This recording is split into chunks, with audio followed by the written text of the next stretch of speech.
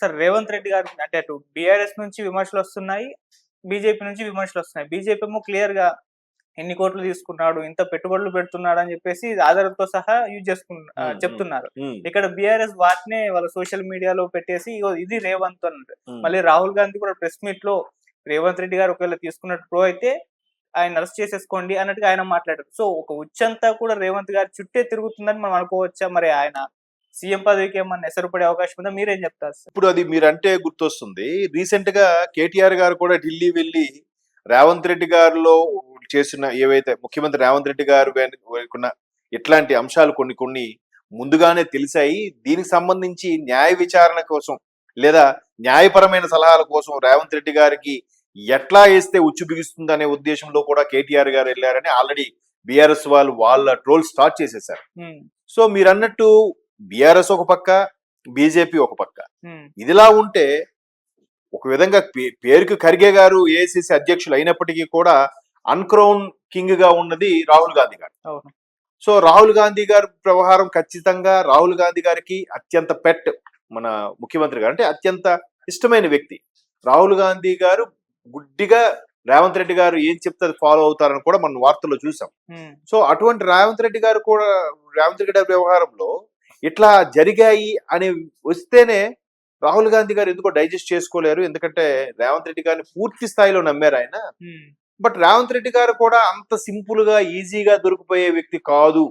ఒకవేళ నిజంగా ముడుపులు తీసుకొని లేదంటే ఇంకే పరంగా పార్టీ ఫండ్స్ పరంగా ఏదైనా తీసుకుని ఉన్నా కూడా అంత సాదాసీదాగా ఇట్లాంటి వ్యవహారాల్లో ఎంత చీప్ గా ప్లే చేసే మనిషి అయితే కాదు అనేది కాంగ్రెస్ వాళ్ళ అభిప్రాయం. హ్మ్. సో అందువల్ల రాహుల్ గాంధీ గారు కూడా ఏమన్నారు, ఖచ్చితంగా ఒకవేళ మా ముఖ్యమంత్రులు మా పార్టీ నాయకులు మిస్టేక్ చేసేలాగుంటే ఆ ఇన్వెస్టిగేషన్ జరిగిన తర్వాత maybe American federal bureau of investigation అంటారు వాళ్ళు, మనకి సిబిఐ వాళ్ళకి ఎఫ్బిఐ. హ్మ్. ఆ ఎఫ్బిఐ అనేది నిర్ధారించి వాళ్ళు ఇంటర్పోల్ ఆర్డర్స్ తో వాళ్ళు వస్తే ఖచ్చితంగా ప్రూవ్ అయినంతగా అప్పుడు ఖచ్చితంగా వీళ్ళు విచారణకు వెళ్ళాలి. వీళ్ళ తరపున మాట్లాడే వాళ్ళు ఉంటారు. హ్మ్. సో అవన్నీ ప్రూవ్ అయ్యేసరికి మేబీ మీరు నేను ఉండమేమో. అంటే వ్యవస్థ అలా ఉంది. హ్మ్. బట్ అమెరికా వ్యవస్థ ఎంత ఫాస్ట్ గా ఉందో మరి ఈ సందర్భంగా మనకి ఒక క్లారిటీ వస్తుంది. ఎందుకంటే జగన్మోహన్ రెడ్డి గారు ఆ కేసు ఫైల్ అయినప్పుడు కూడా జగన్మోహన్ రెడ్డి గారి పేరు పొందుపరచబడింది అనే ఒక వ్యాఖ్యలు కూడా వినిపిస్తున్నాయి. మరోవైపు రేవంత్ రెడ్డి గారు కూడా అదానీ గారు ముడుపులు అప్పచెప్పారు, దావోస్ వెళ్ళినప్పుడు చేశారు అన్నట్టు కూడా వ్యాఖ్యలు చేస్తున్నారు. దాంట్లో వాస్తవం ఎంత ఉందో తెలియదు. ఇవన్నీ ఓన్లీ వారలుగా వచ్చిన విషయాలు, న్యూస్ పరంగా వచ్చిన విషయాలే తప్ప దానికి సంబంధించిన ఒక హార్డ్ కాపీ కానీ దానికి ఒక కేసు ఫైల్ చేసినట్టుగా ఎఫ్ఐఆర్ కానీ లేదంటే ఎఫ్ఐఆర్ అక్కడ ఏమంటారు వాళ్ళు పిటిషన్ దాఖలు చేయడం, ఆ పిటిషన్ అంశం ఏంటో అనేది మనకు తెలియదు. ఓకే. మేబీ రేపో మాపో నేషనల్ మీడియా ద్వారా కానీ ఇంటర్నేషనల్ మీడియా ద్వారా కానీ అలాంటి అంశాలు త్వరగా మనకు వచ్చేలా ఉంటే క్లారిటీ వస్తుంది. దీనికి ఒక క్లారిటీ రావాలంటే ఒక బీబీసీయో ఒక అసాంజే లీక్స్ వికీ లీక్స్ ఉన్నాయి కదా, హ్మ్. అట్లాంటి ఏమైనా వస్తే గానీ రేవంత్ రెడ్డి గారు ముఖ్యమంత్రి హోదాలో ఉన్న వ్యక్తి బాధ్యత మనం నిందలు వేయలేరు కదా. అఫ్ కోర్స్ ప్రతిపక్షాలు రెడీగా ఉంటాయి దుమ్ము ఎత్తిపోయడానికి. బట్ ఈయన అంత సింపుల్ గా అట్లా ముడుపులు తీసుకున్నారు అని దొరికిపోయేలా తత్వం అయితే కాదు. అంత ఆషామాషి అయిన వ్యక్తి కూడా కాదు రేవంత్ రెడ్డి. ఎందుకంటే పార్టీలోకి వెళ్ళిన అతి కొద్ది సంవత్సరాల్లోనే ఒక చాకచక్యంగా గ్రిప్ లో తీసుకొచ్చుకొని సీనియర్స్ అందరినీ ఒక తాటి మీద నడిపించి ఆయన ముఖ్యమంత్రి అభ్యర్థిగా ముందే ప్రకటించుకొని ముఖ్యమంత్రి అయ్యారుగా. మరి అంత ఎంత మేధావైపోతే కాంగ్రెస్ లో ప్రతి ఒక్కరూ సీనియర్లే. అంత సీనియర్లని వెనక్కి నెట్టుకుంటూ ఆయన ముఖ్యమంత్రి అయ్యాడంటే ఇట్లా చిన్న చిన్న విషయాలకి దొరికిపోతారు లేదా చిన్న చిన్న విషయాలుగా చీప్ గా బిహేవ్ చేస్తారని నేనైతే అనుకోవట్లేదు. ఓకే. మరి చూద్దాం. అందుకే రేవంత్ రెడ్డి గారు కూడా అంత కాన్ఫిడెన్స్ గా చెప్పారేమో, హ్మ్. ఇది ఖచ్చితంగా ఏమైనా జరిగితే మా ముఖ్యమంత్రి అయినా కూడా మేము రెడీ టు ఫేస్, అవసరమైతే మేము అది కూడా అరెస్ట్ చేయాలనే మేము సపోర్ట్ చేస్తాం, వేరే బీజేపీ వాళ్ళనే కాదు అని కూడా చెప్పారు. సార్ దొరికిపోవడం లేకుంటే ప్రూవ్ అవ్వడం అది పక్కన పెడితే పొలిటికల్ గా ఏ పార్టీకి ఏ విధంగా యూజ్ అవుతుంది అన్నదే వాళ్ళు చూస్తుంటారు. Yes. ఇటు బీఆర్ఎస్ యూజ్ చేసుకోవడం ప్రయత్నిస్తుంది, అటు Yes, yes. బీజేపీ యూజ్ అవును చేసుకోవడం అవును ఇది ఒక అస్త్రం వాళ్ళకి. నిజంగా హ్మ్. మీరు అన్నట్టు ఛాన్స్ దొరికిందిరా. ఇప్పుడు ఫోన్ ట్యాపింగ్ వ్యవహారం ఉంది, లేదంటే ఢిల్లీ మద్యం స్కామ్ ఉంది, కవిత గారి విషయం. హ్మ్. ఇవన్నీ పెట్టి కాంగ్రెస్ వాళ్ళు ఓదరగొట్టారు కదా. సో ఇప్పుడు కాంగ్రెస్ వాళ్ళు బీఆర్ఎస్ వాళ్ళు ఓదరగొట్టారు. హ్మ్. ఇప్పుడు బీఆర్ఎస్ కి ఒక అస్త్రం దొరికేలా అనిపిస్తుంది, హ్మ్. అంతే కదా. సో ఏదైతే అస్త్రం దొరికిందో బీఆర్ఎస్ కూడా పూర్తి స్థాయిలో వాళ్ళ మీద కౌంటర్ వేయలేదేమో అనిపిస్తుంది. ఎందుకు అనిపిస్తుందంటే బీఆర్ఎస్ హయాంలో అక్కడ ఆంధ్రప్రదేశ్ లో అప్పటి ముఖ్యమంత్రి జగన్మోహన్ రెడ్డి గారి వ్యవహారం కూడా ఈ అదానీ కేసులో ఇన్వాల్వ్ అయిందని వార్తలు వస్తున్నాయి. అవును. అప్పుడు మళ్ళీ కాంగ్రెస్ వాళ్ళు ఏమంటారు, మీరు ఒకప్పుడు మిత్రులు కదా, మీ మిత్రులతో నడిపించారేమో, మీకు కూడా ఉండే ఉంటాయని చెప్పి వీళ్ళు ఆల్రెడీ కౌంటర్ వేస్తారు.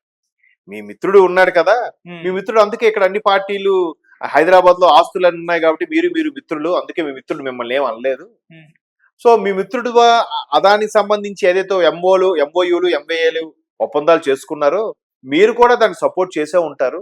ఎందుకంటే అన్ని హైదరాబాద్ వచ్చి లావాదేవీలు చేసుకుంటారు, అక్కడ క్యాపిటల్ లేదు, అక్కడ సరైన రన్వే ఎయిర్పోర్ట్ లేదు కాబట్టి హైదరాబాద్ వచ్చి చేసుకుని ఉంటారు అని వీళ్ళు ఆల్రెడీ రివర్స్ కౌంటర్ అటాక్లు స్టార్ట్ చేసేసారు కాంగ్రెస్ వాళ్ళు. సో చూడాలి, ఎందుకంటే మొన్న రీసెంట్ గా బ్రదర్ అనిల్ గారి ఇంటర్వ్యూ చూసినప్పుడు కూడా ప్రతిది కూడా హైదరాబాద్ లో చెల్లి పార్టీ ఎందుకు పెడుతుంది, అక్కడ పెట్టడం మంచిది కాదు, ఎందుకంటే మన ప్రాపర్టీస్ అన్ని అక్కడే ఉన్నాయి, కేసీఆర్ గారికి తెలిస్తే బాగోదు అని అన్నారంట. అంటే ఇది బ్రదర్ అనిల్ గారు అన్నమాట ఒక ఛానల్కి ఇచ్చిన ఇంటర్వ్యూలో.